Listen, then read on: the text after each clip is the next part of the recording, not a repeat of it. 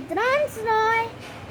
We all know that plant is very important for our life.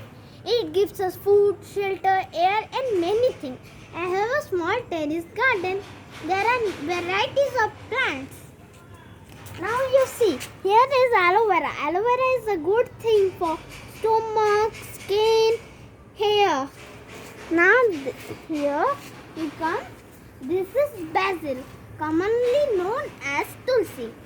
It is the better medicine for cough and cold. Due to this pandemic situation COVID-19, the whole world is suffering. This is the better medicine for that. I have small flowers too. This is Tagara. This is Aprajita. See. Now we come here. This is hibiscus.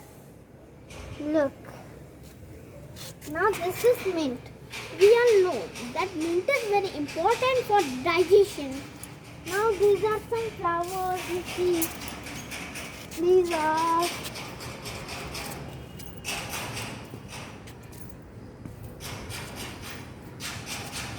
this is rose plant.